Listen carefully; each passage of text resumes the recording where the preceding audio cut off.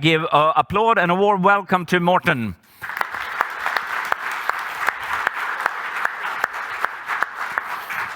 Thank you.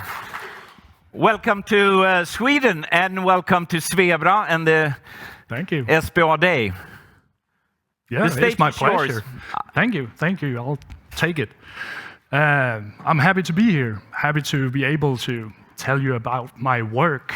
It's always, a lot of our work is just papers putting into some archive and nobody reads it. So I'm thrilled to be here.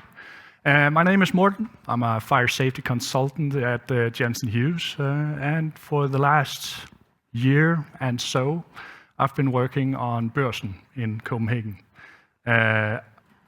Just to be clear, I wasn't working on it before the fire.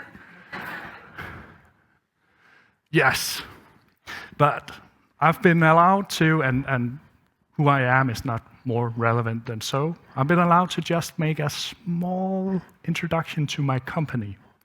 I work at Jensen Hughes, and Jensen Hughes is an international company only working within fire safety, all aspects of the fire safety. Jensen Hughes is mainly grown, it's originally from America, it's grown by acquisition of companies around the world. As you can see, it's spread somewhere out. It's not in Sweden yet, but maybe in the future. And our work, that's primarily fire safety consultants on projects. We have designers doing sprinklers or other installations, and we have fire investigation and testing facilities as well. So huge portfolio, brief case worldwide. But what's more interesting is the point that they acquire companies. My company is the small red triangle on the left-hand corner, the original company in Denmark. And that's the point. Each time they acquire a company, they don't change it. They just acquire, change the name, and say, you are doing well in your local market, keep it up. So that's the point in Jensen Hughes, that our focus is to be local, to know the local language, to know legislation, to be able to understand the clients in the area. But being part of something international and huge, we are by a large margin the largest company only working within fire safety. That is that I have experts at my disposal worldwide. We have many people in many committees around the world, not just NFPA, America, all that sort of stuff, Canadian, but also UK, Finland, Italy, Australia, Korea. I can look up people knowing nuclear stuff. I can look up people knowing stuff about rocket science, if I need it. And that's the main strength of being part of Jensen Hughes. And I'll keep my introduction to the company to this. Let's get back to Børsen, the exciting stuff. First, we have to understand the building. Why is Børsen important? Of course, it's a heritage building, old, 400 years old, heritage building, in the middle of Copenhagen, just next to the old King's Castle, today Parliament building. Yeah, and looking into its history, it was built in 1624 by King Christian IV, the great builder of Denmark, crazy king, but great builder. He built it, and he made it the first shopping mall we ever had in Denmark. Then it became the place for expansion in Denmark. All the great business worldwide from Denmark and out came from this building. And it continued that way until, still to this day, it only had two owners, the king, and then King Frederik VII in 1857, I think, sold it off to the Danish Chamber of Commerce, Dansk Erhverv in Danish. They are still the owner. They had a different name back then, but the concept is the same. It was the king's marketplace, then it got purchased by the Society of Merchants, so to speak, in Denmark. And it was actually our stock exchange until 1997, I think. No, 74. Yeah. The building also holds the first bank of Denmark, and that was C.F. Tietgen, a great Danish man that made industry grow. Words can't come out. He was the first director of the bank, and he also was the one that brought in the phones into the area, not just Denmark, but a huge area. So the first phone outlet is in this building, and it survived the fire. We still have it. The second outlet is, of course, the king. So this building is important, and it is the first heritage building in Denmark. When it got sold from the king to the Chamber of Commerce, the king made a deal that he should be asked about any changes. The definition of a heritage building is the limitations. That was the first example in Denmark. So this building is special. A lot of these things I didn't know 2 years back, but it is special. And it is special for all the Danes, why we call it the Danish Stock Exchange, even though it's actually just a stock exchange. Yes, but let's look into the building. This is the layout from 1627, a couple of years after it was built. King Christian IV, he was fond of changing buildings right after he built them. So it just got finished and then he made changes and changes. This is the closest thing we get to the original layout of the building.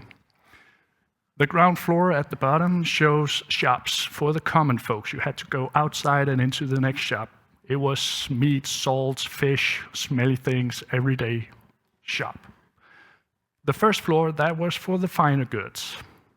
That was silk, spices. They had canals on the side of the building so they could ship it in, lift it up, and in the middle, of course, the area for storage for these merchants. But it's just one huge marketplace, 2,000 square meters.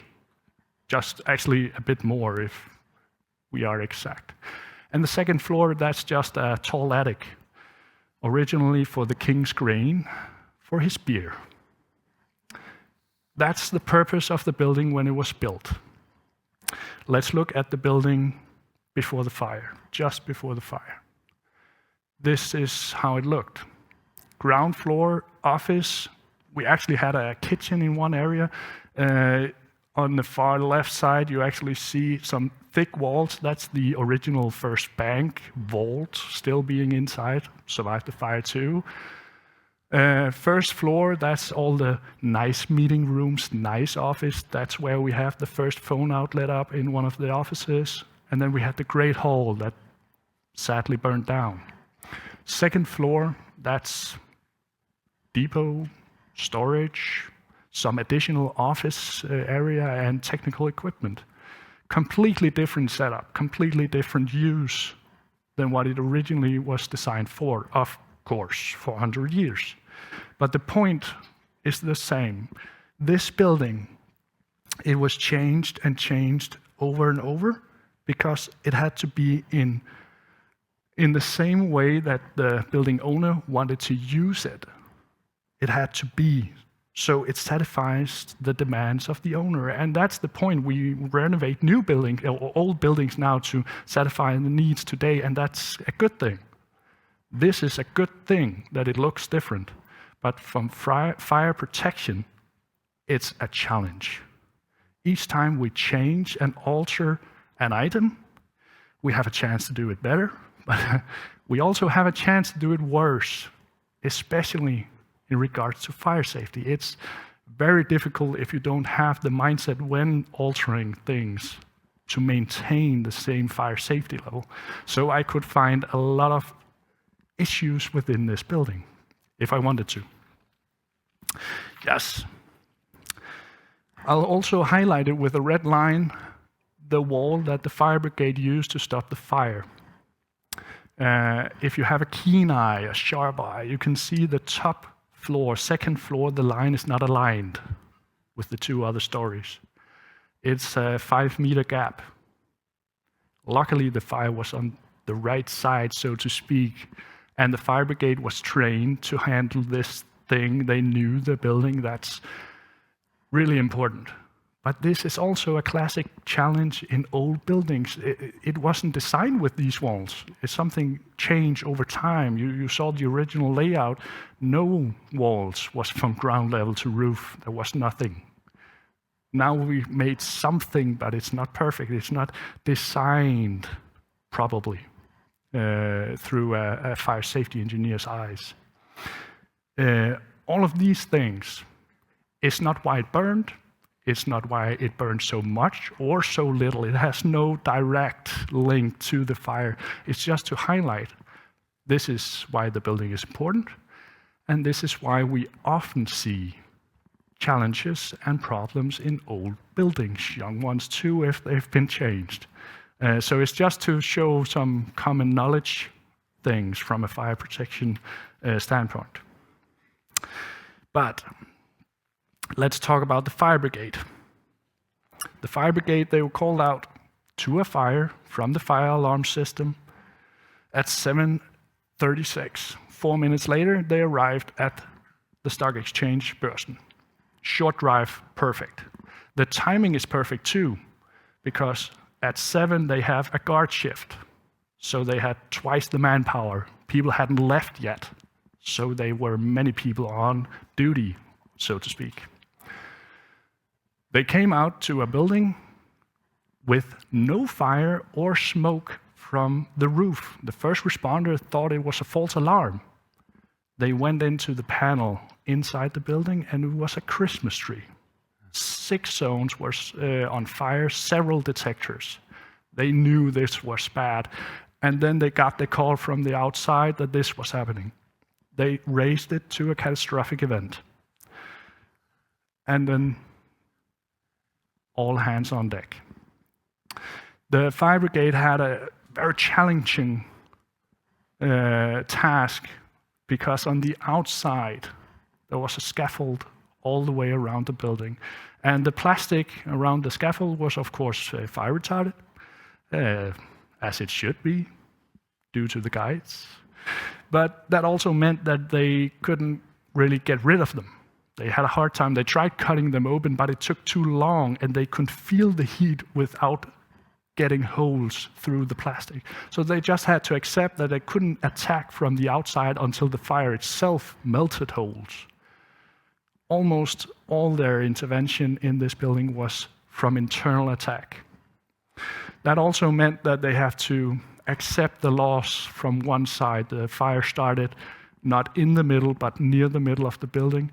But the right-hand side, they couldn't get to it.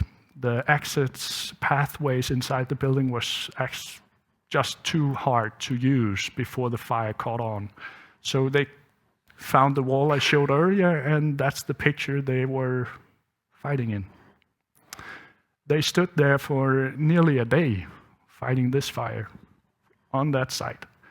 I've been told by the fire brigade that 16 hours in, the fire actually crawled underneath in the floor separation while they stood there. And they had to push it back underneath the first responders on the door, and a person behind him had to cut hole and take it underneath the floor separation. They did an amazing job. And talking about the amazing job, it's actually the fire department here in Stockholm that evaluated the work they did. And luckily, it's a good evaluation. They got good remarks. One of the key issues that they have to do better is actually that people didn't want to go home. The firefighters stayed voluntarily after work, and that's an issue because they had no more fresh people to call in when they had to shift again, because they stayed. So that's actually a valid point. You have to go home when you're sent home as a firefighter, but still, as a Dane, I'm proud. I'm proud. These people fought with lives at stake, even though it was off-duty work. And they also stayed inside the building when the spire fell. They were called to evacuate the building from the outside when the spire started to collapse. And inside, the firefighters call that I can see it falling away. I trust this wood. I've been trained in assessing these wood frames, and I trust it to hold, so they stayed. Impressive work. That leads us to this image. This is the building after the fire. We have a Roman ruin, as people like to call it, when they see it inside on the right-hand side, 55% completely destroyed. Then we have a third of the remaining part completely water damaged, damp, wet. And then we have 2/3 of the remaining parts that just smell smoky. Perfect condition otherwise. And that's what I had to reconstruct and refurbish, because the part that didn't get destroyed is still heritage, so I can't remove it, I can't start over, I have to refurbish it. So I also have different legislation depending on where in the building I am. It's actually, in my point, it had been easier just to cut it down, but it's a good thing, they did a good job. Let's look on construction sites. That's where we are now. And in Denmark, we have one paragraph in the building regulation, one explaining the fire prevention that you need to think about when having a construction site. And it has these 7 things you have to safeguard. That's fine. It's very basic. As a fire safety engineer, I like it because I like function-based design. I like to get the knowledge that I can do whatever as long as I safeguard this, and then I'll find out what needs to be done. As a contractor, that's hard to make that into defined actions. Then we should have guidelines. And as I can understand, both from what I've heard here and the people I've talked with before, it's kind of the similar situation in Denmark as in Sweden. We have these 3 guidelines, 2 proclamations and a circular. The first one on construction work, in general, nothing with heritage, old, specific, anything. We have obligation of the builder, so responsibility, that's fine. And then we have a circular with instructions for fire safety measures during construction work in historic buildings. Perfect title. It's old, 1994. And when you read into it, it only got 2 or 3 actually defined fire safety measures. The rest is intent. You have to think about what you can do. You have to compartmentalize as much as possible, but how much? As Johan told earlier, is it 2,000 square meters or 500 square meters? No definition. So you don't have anything to hold it up against. Of course, we have guidance on how it works from DBI, the Danish standardization within fire safety, and they are good. But again, they are defined generally for hot work, not specific for any additional dangers within a building. So we made a different approach. I looked at legislation and guidelines from around the world. I haven't looked into Sweden because I didn't know anyone in Sweden that could help me. I've looked in Norway, I've looked in the UK, I've talked with some of my colleagues in Belgium and Italy, and it's the same story, so I didn't bother reading their stuff. It was hard translating. But then I looked into America, the NFPA standards over there. And the general picture is Europe, we got good intent. We don't have good guideline. The NFPA, really good guideline, way overpowered and not defined to the way we build. They have a different mindset over there. But still, the NFPA 241, safeguarding on construction site, that was actually my main inspiration to what I've done on this side. But it's a long guideline, and I maybe taken 5% of it that I found relevant. First, I made sure we had responsibility defined. Fire safety organization, we made one and said it's our responsibility. And this is not just some vague definition of we need an owner, it's 5 specific people. We got a representative of the owner on the site. I need his authority and approval, and I need him to understand the financial. So he needs to be inside my fire safety organization to take into account if he wants to go down this path or this path, and what kind of fire safety level he wants.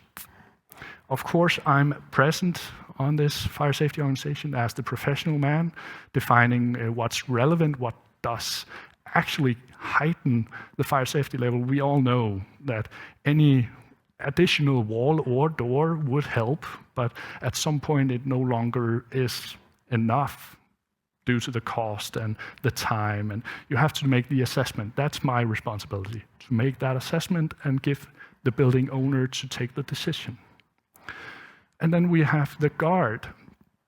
And that's because on our construction side, of course, we have guards on this one, and I need the guards on the site to be my enforcers. So when we make a decision, somebody can make the control, the inspection, to make sure the workers understand, not to bang them on the head, but someone present at all times that can ask, do you have permission for this? Do you think this is smart? Have you any additional thoughts on what you're doing right now? And in doubt, he knows to call me. The workers, I don't know all of them. Then we have two site people, one site manager and one construction manager. They are information hubs within this organization. Their main job is to ensure that the three other people know what's happening tomorrow, next week, next month, because I cannot define a good fire prevention plan for tomorrow if I don't know who's coming in tomorrow. I cannot help them with, do we need to safeguard 2 areas if I don't know what kind of workers are going into this area. And whenever we make a decision, they have to implement them. So the workers are not surprised by some footnote on a billboard on the site. No, it gets put directly into their managers who give them their work definitions on the site. We keep the information flow going. I also have someone outside the organization, applications and approval. Of course, we define some rules, cannot always be followed, so we have an easy way to do applications, and then we define approvals for the workers or foremen, and the guards do my inspection. So that's outside the actual organization. That's where we start. And the guards, they do rounds more than once a day. The amount of times they do it is not important. The fact that they do is important. They are present. When they find something, they know to call me. But what's more important is each week, a colleague of mine, I don't do them myself, but a fire safety engineer or consultant takes a round in the building. And that's because the guards, I can give them a lot of information and they know what to look at. But if something changes and the 2 people in my organization didn't tell me, I don't notice. So I need somebody to notice, to inform me so we can address it. So I have a colleague going through the building once a week. He's a firefighter. I'm not, so he sees things I don't. And he comments on anything he finds relevant, not necessarily bad. It's not, again, a stick on the heads of people. He just, do you have a plan for this? I see this storage. Is this for today or for a longer period? All these things. And then he gives it back to me and I can take it into the organization. So we just align information. And then we do a monthly with the organization just to align our way of talking about things. So what my colleague sees and I sees, I can show the owner, this is what we are talking about, specific. So we have the same language.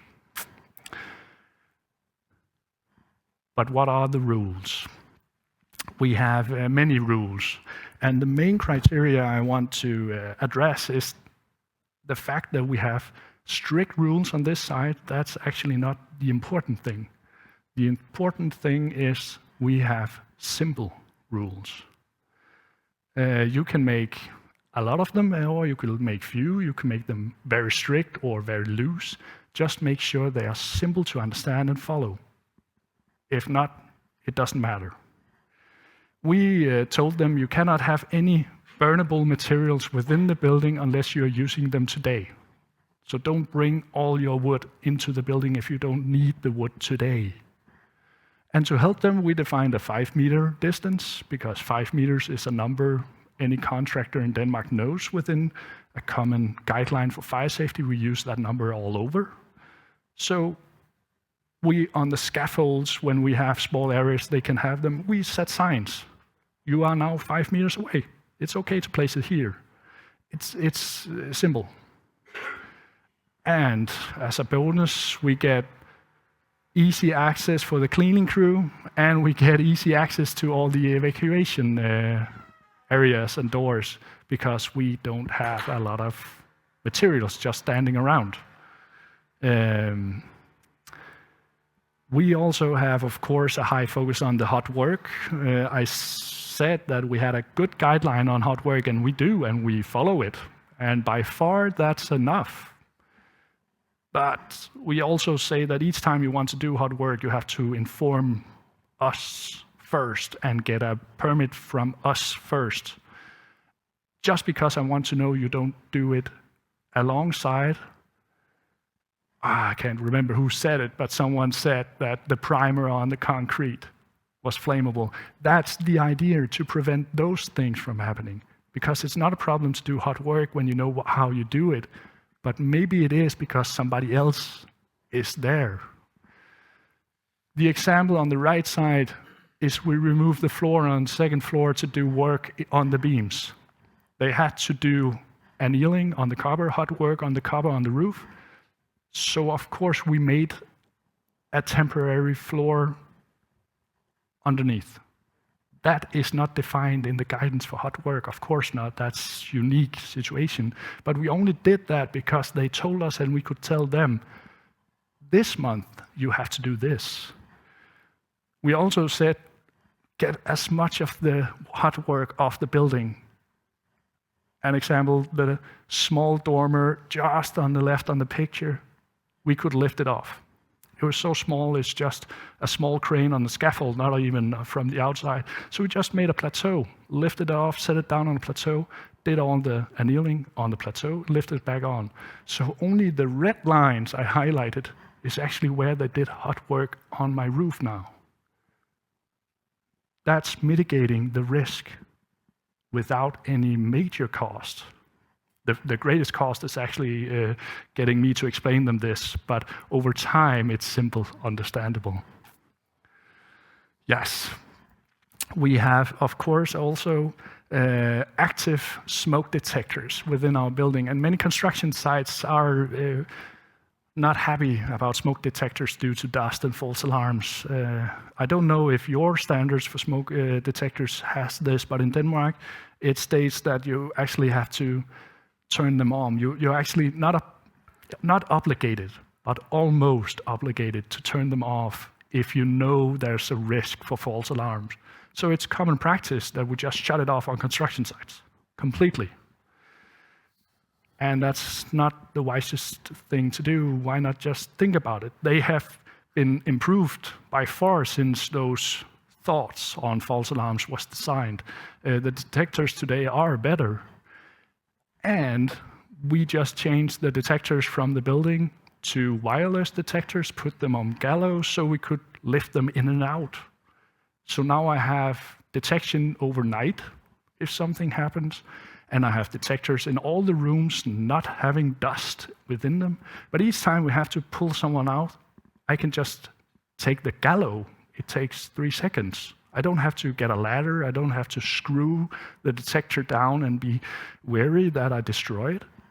It's just a gallows, 2 pieces of wood, and that's it. And I can change the height if I change the ceiling in the room.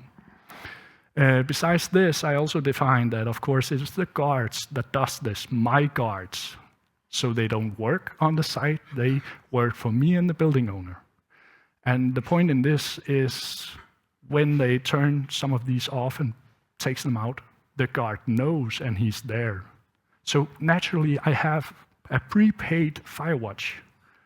I need guards on this site anyway, so why not use him for this simple task? He can still do his round and get back It's more the idea that he knows this area is not covered right now.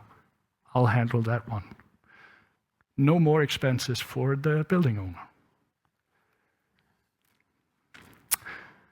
We have a lot of different rules. I can highlight rules about electricity within the building, battery packs, how we maintain all these things. But the point is not our rules. The point is all these rules were simple. I could explain it to most people within 5 to 10 minutes if I made the material ready for them. And that was what we did. I actually didn't have a hand in this.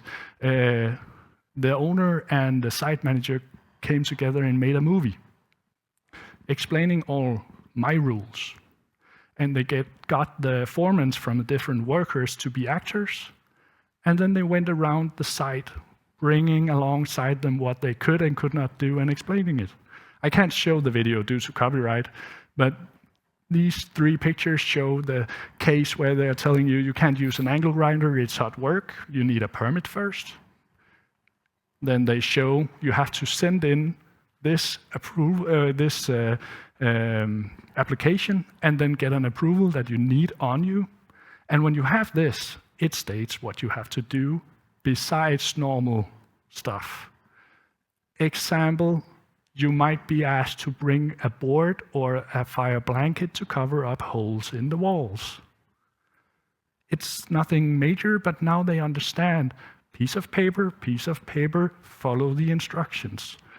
That's it. If I have to tell them or send them a piece of note paper they had to read, that's hard. But they have to watch this movie in the introduction to get an access card for the site. So now I know that at least they should know my rules, my simple rules. That's how we do the fire prevention on this site. And just to showcase that our rules are very strict, that's not what I want everybody else to do, that's not the point. But the point is, it's so simple to ask permission to go outside the rules that I get a lot. This is my spreadsheet over applications I've got, and in the middle, how many I've approved. I approve almost all of them, because most work is not dangerous as long as we know. So them applying is just making sure I know, and that I know that someone else is not doing anything dangerous in combination. And then I define it's valid in this period of time, so most of those on this sheet has expired. It's not that it's been canceled, it's just expired. You have to apply again, because I don't expect this work to be happening right now in my building. It's so simple, so I get 5 a week or so, and I can make them within a half an hour. And that's it. No one complains so far that I know of.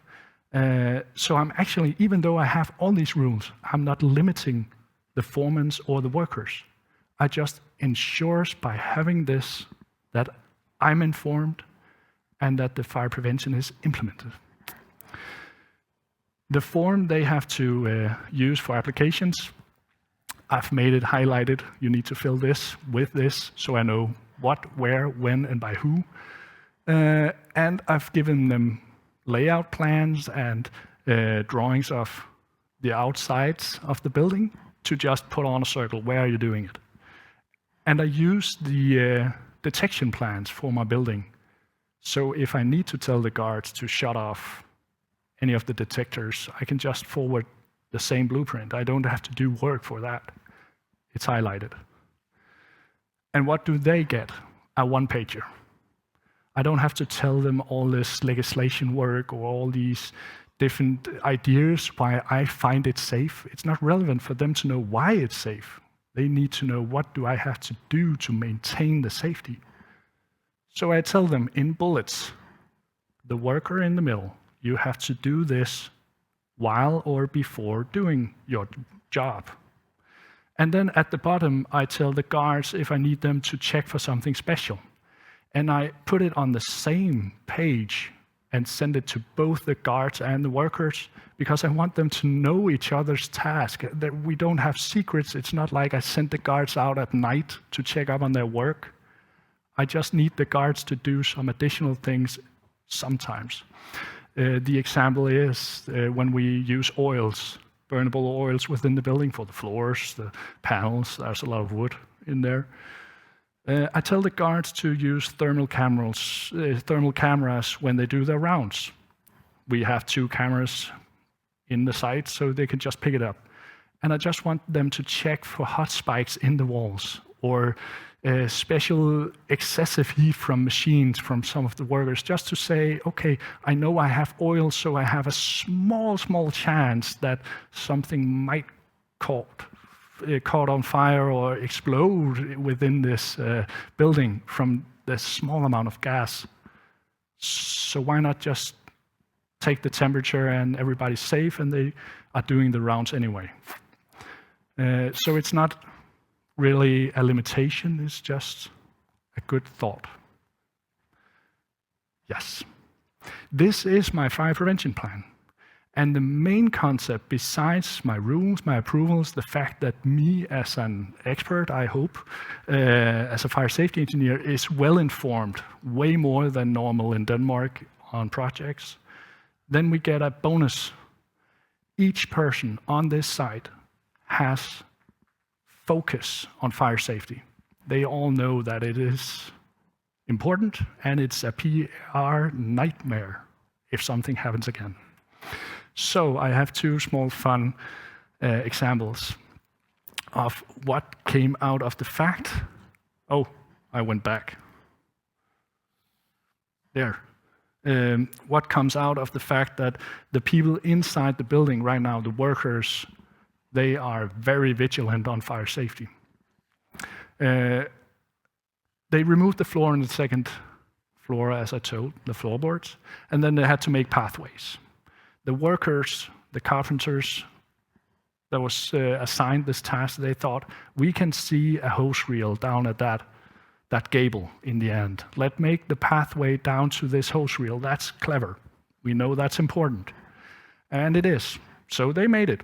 And then they made a U form around the 2nd floor, where in one end we have the hose reel, then you can go up the middle around 2 columns and back on the other side. Then the site manager came by a couple of hours later and thought, this hose reel can't reach if I can't move freely. I cannot go around a column and still have enough hose with me. So he gave me a call and asked, is this wise? I made some fast measurement and he was right. This hose reel wouldn't cover this floor plan anymore. So the workers did a good thing. They thought they did the right thing, and still it was inadequate. But the site manager followed up, because all my people on this site is vigilant. Small, simple thing. We just put in a fire extinguisher, short term, no big deal. But it actually showcases good intent and still not necessarily perfect if you don't have the competence for what you're doing. So keep asking is the main point in that one. And I got this text from the guard manager one day. It's 6 months back or so. But an electrician, he wanted to know if cutting a nail, only one nail was in the way, with a multi-cutter, if that was hot work. And if anyone knows how the definition is, it has not any definition of one or many. So yes, it's hot work by definition. Is it dangerous? Not so much. But still, the fact that he tells me that the electrician asked, that's a major improvement from what I'm used to. The workers normally don't ask, they just do if it's small. They asked. And the guard made a decent call. I gave him permission. I didn't wait for you to respond. I just gave him permission and placed a guard with thermal camera. Hope that's okay. That's more than okay, but it was simple. And again, we had guards, we had cameras, no cost. They fixed the problem with no cost for my owner and no problem for me. this is probably the best benefit of this fire prevention plan, that we have this vigilance, and actually every worker is taking responsibility for his own part of the fire safety level in this building. And if I won't take your final resume of the day, but what I've understood by listening to this Swedish day is actually the point that the responsibility is hard to define, but to get something working, we need to get everybody to understand that they are a part of the safety. That was my last slide.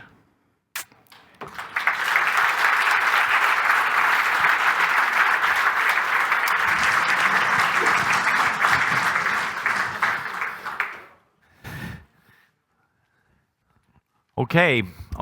A big thank you. How do you think this work in Denmark, not general to this one, that in general, will this self-control, I don't know which tools you use in Denmark doing this SBA, as we call it in Swedish? Yeah. Well, there's no doubt I wouldn't be able to implement all these things in a different site. I wouldn't be able to get the money and the time for it. That being said, because this is a high-profile case, and they are very aware in Denmark right now, because I got this case, I actually have people calling that are not my clients, but have their own projects with their own fire safety engineers asking, what are you doing? Because we want to learn. And I'm telling them, I'm doing simple things, and if you give me the number for your fire safety engineer, I can explain it to him in 5 minutes. And that's actually a ripple effect, that I don't need the work from all this. I just need the effect of my simple experience from reading abroad to be whited out in Denmark. And again, it's not the rules, it's the simplicity and the fact that we make them aware. That's the main So this had a big impact on the... Yes, it did. A very big. Okay. Vi ska se, har vi några frågor till Mårten här ute? Och ni behöver inte ställa frågan på engelska om ni inte vill. Kan vi försöka översätta? Är det någon som har några tankar, funderingar kring det här? Lukas, har du någon tanke kring det här? Väldigt intressant att se. Sorry to take this. It's fine. Det är väldigt intressant att se, för vi har ju här ett skarpt case. Vi har ju haft det på våra dagar till och från. Och här ser vi ju tydligt hur ändå säkerheten har varit väldigt stor och ändå händer såna här katastrofala följder får det här. Det blir väldigt tydligt hur viktigt SBA-arbetet är. Ja.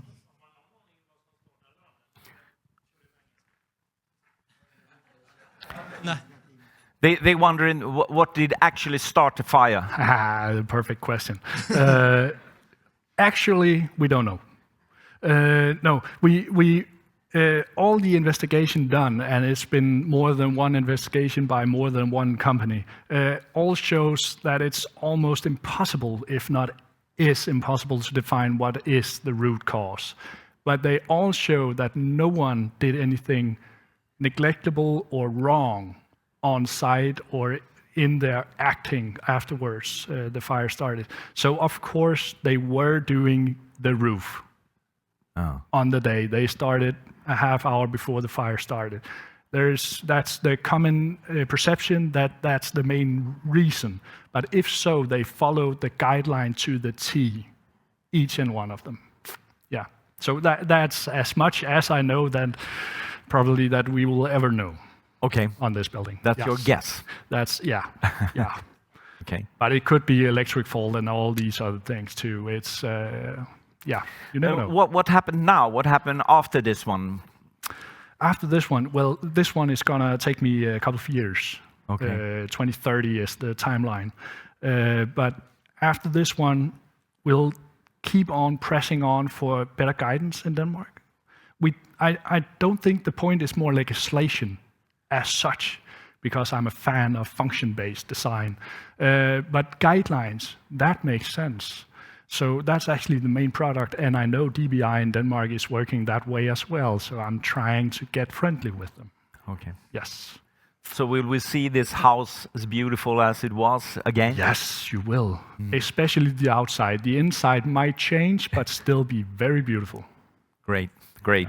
Good end words for that. A big applause for Morten.